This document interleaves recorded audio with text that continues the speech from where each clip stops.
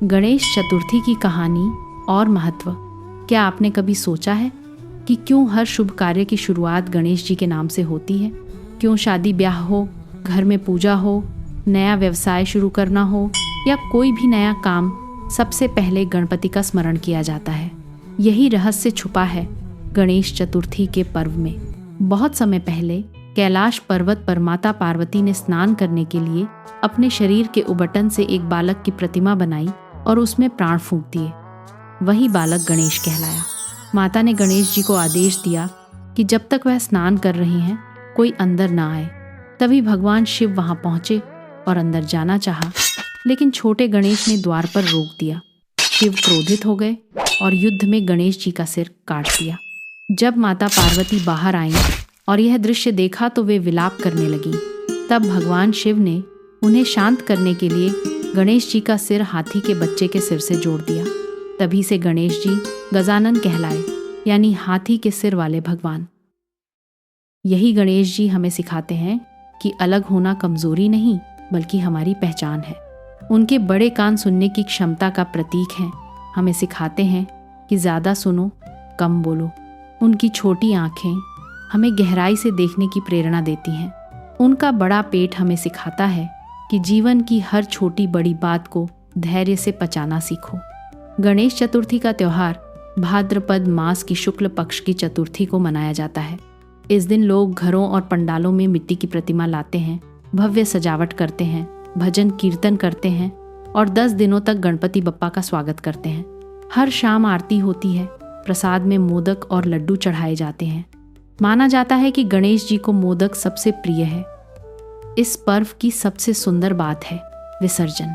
जब हम 10वें दिन बप्पा को जल में विदा करते हैं तो यह हमें सिखाता है कि जीवन में कुछ भी स्थायी नहीं है।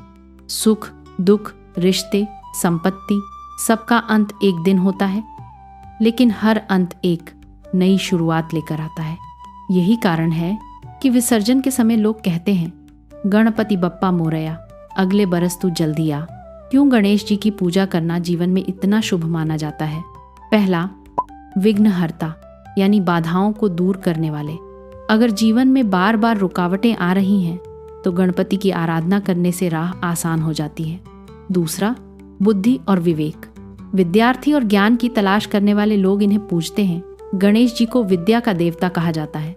तीसरा, समृद्धि और सफलता। व्यापारी वर्ग गणेश चतुर्थी पर विशेष पूजा करता है। माना जाता है कि नए व्यवसाय की शुरुआत में गणेश जी का आशीर्वाद मिले तो कार्य अवश्य सफल होता है। चौथा, सकारात्मक ऊर्जा।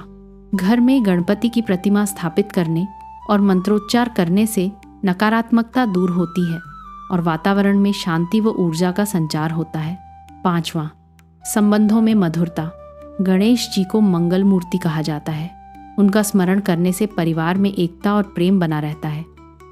गणेश चतुर्थी केवल धार्मिक पर्व नहीं बल्कि सामाजिक और सांस्कृतिक उत्सव भी है। महाराष्ट्र, गुजरात और कई अन्य राज्यों में इसकी धूम देखने लायक होती है। विशाल पंडाल, ढोल नगाड़ों की गूंज और लाखों भक्तों का उत्साह इस त्योहार को खास बना देता है। लेकिन असली महत्व तब समझ आता है जब हम यह सोचते हैं कि मिट्टी की मूर्ति बनाकर पूजा करके फिर उसी को जल में विसर्जित क्यों करते हैं। यह हमें सिखाता है कि जीवन में कुछ भी स्थायी नहीं, सब अस्थायी है। अहंकार, गुस्सा, लोभ, सबको विसर्जित कर देना चाहिए।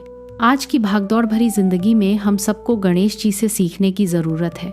धैर्य रखना, सुनना, सीखना और हर स्थिति में सकारात्मक रहना। गणपति की तरह अपने भीतर छिपी विशेषता को पहचानना। तो इस बार जब आप गणेश चतुर्थी मनाएं तो केवल मोदक और लड्डू पर ध्यान न दें। गणपति से प्रार्थना करें कि वे आपके जीवन की बाधाएं दूर करें, आपकी बुद्धि को तेज करें और आपके परिवार में खुशियां भर दें। दोस्तों, आपको क्या लगता है गणेश जी की कौन सी शिक्षा जीवन में सबसे ज़रूरी है? कमेंट में ज़रूर लिखिए और अगर वीडियो पसंद आए तो इसे शेयर कीजिए ताकि हर कोई गणपति के संदेश को समझ सके।